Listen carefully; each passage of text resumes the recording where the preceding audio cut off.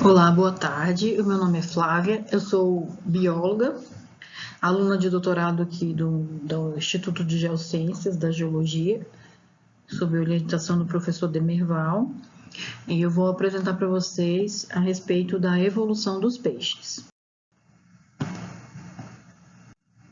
Bom, os primeiros vertebrados, eles eram chamados de craniatas, né, e algumas evidências fósseis indicam provável evolução nos ambientes marinhos durante o Cambriano. E o maior avanço desse grupo foi a evolução dos seus processos fisiológicos e também o esqueleto de fosfato de cálcio. O registro fóssil dos primeiros craniatas, eles pouco revelava a respeito da evolução de um curso de evolução mais avançado. A espécie do gênero Aicoichthys é um gênero de craniata que viveu há 530 milhões de anos durante a chamada explosão cambriana.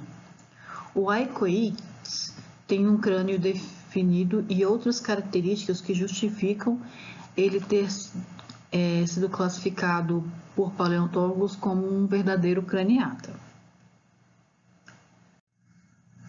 Bom, aqui nesses slides eu mostro o fóssil da espécie, né? Aqui a reconstrução, né, de um provável organismo, né, de como que eles eram. E nesse slide aqui, as estruturas, né? Então, um olho muito bem desenvolvido,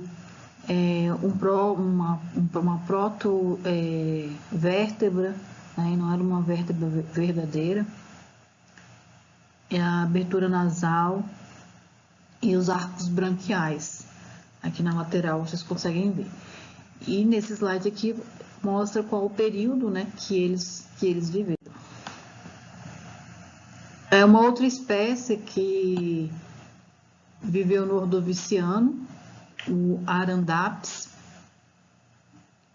É uma outra espécie de craniata. Nessa figura mostra as estruturas, a boca, os olhos, a abertura pineal e as placas cranianas dérmicas, né? É o período que ele viveu, foi o Ordoviciano. Aqui, com uma vista corte transversal, vocês conseguem observar o detalhe das escamas e a abertura da placa branquial. Essa espécie, Sancambabis, o fóssil dessa espécie foi encontrado na Bolívia. Ele foi encontrado inteiro, molde inteiro, dorsal e ventral, né? Numa cidade chamada Sacambambila, por isso que deu, né, origem a esse nome. Que uma reconstrução do corte transversal, também mostrando a abertura branquial. Bom, os ostracodermes. Então, os primeiros craniatas, eles foram chamados de ostracodermes. E os maiores grupos de ostracodermes eram o Pterápsida, Ptera significa asa e ápsida escudo, e Cefalápsida, Cefá significa cabeça e áspide escudo. Então, os Pterápsidas foram os primeiros craniatas sem mandíbula, conhecido desde o Cambriano superior até o final do Devoniano. E eles variam de tamanho entre 10 centímetros e podem chegar até 2 metros de comprimento. E a região anterior do corpo, ela é recoberta por peças ósseas articuladas e em algumas espécies elas se estendem até o ânus. Eles possuem uma cauda curta, provavelmente móvel, recoberta, né, de placas menores e algumas projeções em forma de espinhos.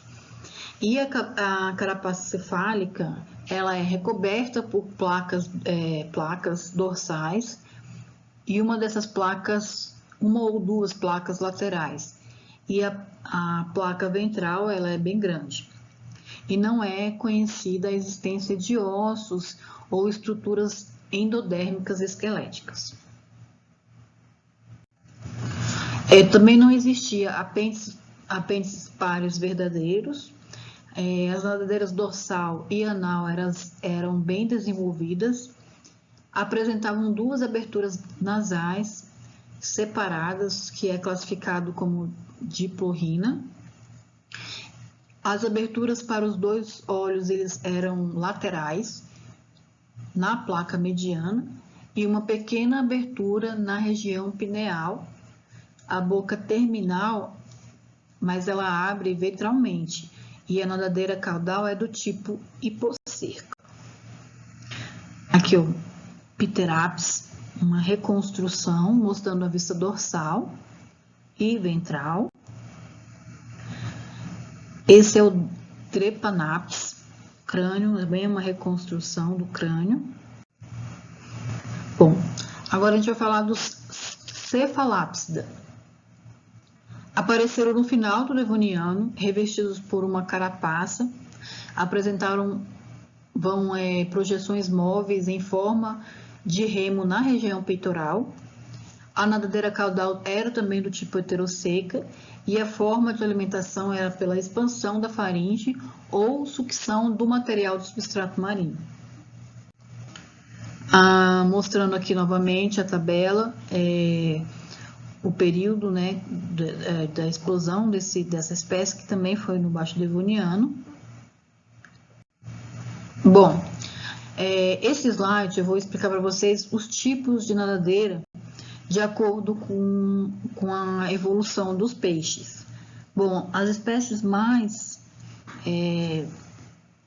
basais, elas possuem nadadeira heteroseca. A classificação quanto à forma de cerca, ela é simétrica externa e internamente, né? E o ramo é sem bifurcação. Já a heteroseca, ela é assimétrica externamente e internamente, né? Com o ramo esquelético presente no ramo maior e ausente no ramo menor. Homocerca, ele é simétrico externa e assimétrico internamente, com ramos iguais.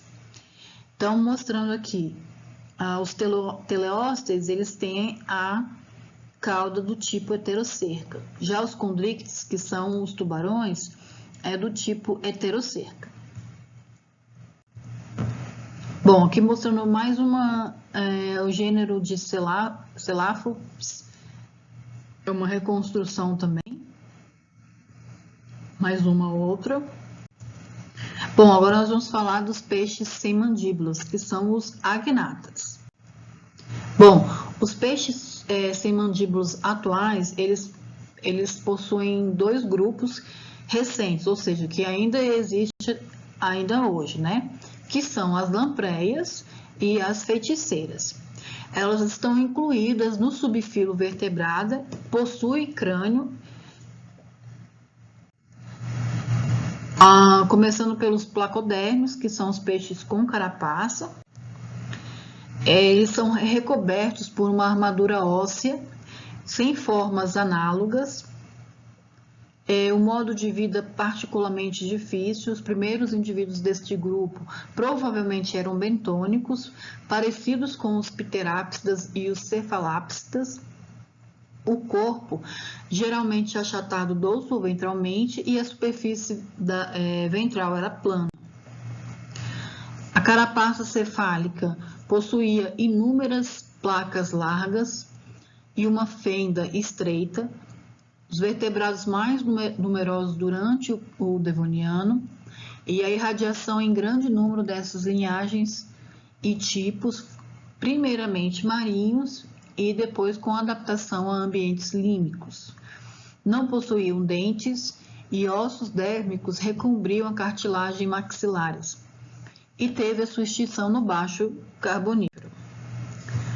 Aqui a tabela mostrando o aparecimento e extinção Devoniano-Carbonífero. Aqui, vista lateral acima e frontal abaixo, esquerda, mostrando uma espécie de Placoderme. Outras espécies, Gemoedna, Rhamphodops, Ducenoteuthis e Botioleps. São exemplos de peixes do grupo Placodermes. Agora nós vamos falar dos condríctios. Condro significa cartilagem e ictio significa peixes. Então, são os peixes cartilaginosos. Também aparecimento no Devoniano. Bom, os primeiros fósseis são do início do Devoniano e as formas atuais, elas possuem dois grupos, que são os holocefali, com uma única abertura branquial de cada lado da cabeça, por exemplo, as quimeras, e os elasmobranquis, com várias aberturas branquiais de cada lado da cabeça, por exemplo, os tubarões. Então, o registro fóssil é amplo e bem conservado, mas a filogenia ainda não é muito bem resolvida. Os primeiros elasmobranquis, eles possuíam vários hábitats e hábitos de vidas diferentes.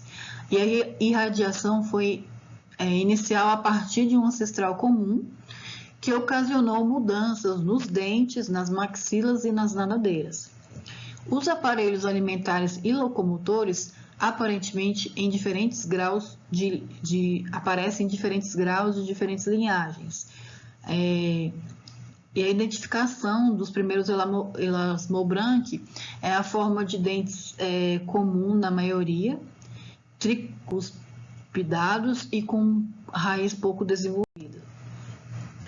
Então, aqui um gênero, o Cladocelache, aqui mostra os dentes, a nadadeira, né? E aqui o corpo mostrando as nadadeiras, caudal, anal, a notocorda bem desenvolvida, né? Principalmente as aberturas branquiais. Aqui uma outra espécie, né, mostrando a nadadeira e os dentes. Aqui uma outra espécie, Damocles serratus, mostrando macho e fêmea. Também essa espécie é do carbonífero. Bom, a evolução mais distante envolveu uma organização dos sistemas alimentares e de locomoção, iniciadas no Baixo Carbonífero e duraram até o Carbonífero Superior. No início do Triássico, os fósseis indicam início da irradiação moderna dos elasmobranqui. E no Jurássico, os tubarões apresentavam já as formas dos tubarões atuais. No Cretáceo, já possuía os gêneros de tubarões atuais, e o grupo Chondrichthyes sem modificação desde a era Mesozoica. Ibodos, que é uma espécie de tubarão do Triássico Cretáceo. Bom, o aparecimento dos teleóstomes, a Codonte e os teleósteres, né, que são os grupos dos teleóstomes. O período, a Era dos Peixes, né, conhecido como a Era dos Peixes, o período Devoniano, as linhagens extintas e atuais, viviam em ambientes límicos e marinhos, há aproximadamente 48 milhões de anos atrás, e se dividiu em dois grupos, o Acodonte e os teleósteres. Bom, vamos falar dos acodontes. Acante significa espinho, então peixes com espinho. Então, são espécies extintas, os primeiros peixes mandibulados no registro fóssil. Esses espinhos, eles eram isolados. No Baixo Siluriano, houve o depósito marinho litorâneo de espinhos, escamas e dentes dessas espécies. Climatus, um outro gênero de tubarão do Baixo Devoniano, vista ventral e dorsal. Bom, geralmente eles mediam 20 centímetros de comprimento, algumas espécies podiam chegar até 2 metros, frequentemente possuíam escamas pequenas, cabeça larga e arredondada, olhos muito grandes, boca grande e muitas espécies com maxilas revestidas por dentes. Os dentes, eles eram diferentes dos outros gnastomatas, eles eram substituídos regularmente e não possuíam esmalte. Eles eram bons nadadores, a nadadeira caudal é do tipo heterocerca, bem desenvolvida, o corpo fusiforme, que também dá uma propulsão maior na água, para ser um bom nadador, né? Uma característica. E ele possuía arranjo de nadadeiras. Todas essas características proporcionavam para eles um melhor desempenho como nadadores, né? Algumas formas possuíam espinhos bem robustos, fixados tanto nas nadadeiras peitorais como pélvicas. Entre esses espinhos existiam outros de vários tamanhos, mas eles não eram profundos no corpo, eles eram mais superficiais. Os espinhos peitorais, eles tinham uma associação com umas placas dérmicas ventral e também servia como suporte para as nadadeiras. Em outras espécies, a perda do esqueleto dérmico e os espinhos remanescentes fixavam-se no corpo. Mudanças do aparelho respiratório, dentes perdidos em mais de uma linhagem. No início do Permiano, os últimos acodontes desapareceram e o espaço para o clado mais rico da espécie estava se diferenciando os peixes ósseos. Os chanacantes, mais uma espécie do Baixo Devoniano. Bom, agora nós vamos falar dos peixes ósseos, né? Ósteo significa osso e peixe, então os peixes ósseos. Bom, os peixes ósseos, eles têm um registro bem fragmentado do final do Siluriano, mais fragmentado apenas no Devoniano. O detalhes cranianos semelhantes aos dos acodontes e um possível ancestral comum no início do Siluriano e uma grande expansão durante o Médio Devoniano. Os dois maiores grupos dos osteides, eles possuem características locomotores e alimentares. Algumas especializações desenvolveram patas para os vertebrados terrestres, então são os possíveis ancestrais, né, que os primeiros vertebrados terrestres. A maioria manteve as características e o maior grupo é hoje o maior grupo dos vertebrados viventes, né? Possui o osso verdadeiro, né, o que dá o nome ao grupo. Não é exclusivo desse grupo, porque os agnatos, os placodermos e os acodontes também possuíam. E tem duas classes, os actinopterídeos, que são os peixes de nadadeiras raiadas, e os sarcopterídeos, que são os peixes de nadadeiras lombares. Os actinopterídeos, actin significa raio e ptério, nadadeira. Tem um registro fóssil fragmentado no final do Siluriano. Os fósseis completos é a partir do Médio e Alto Devoniano. E os primeiros actinopterídeos, eles eram pequenos, possuíam cerca de 5 a 25 centímetros de comprimento e uma única nadadeira dorsal e nadadeira caudal do tipo heterocerca. Bom, as nadadeiras pareadas com pares largas eram comuns, mas muitos táxons apresentam uma nadadeira do tipo lobada. As escamas eram do tipo imbricadas, tão grossas quanto as do sarcopterídeo, mas diferente na estrutura e no padrão de crescimento. E existe o maior número de espécies atuais desse grupo.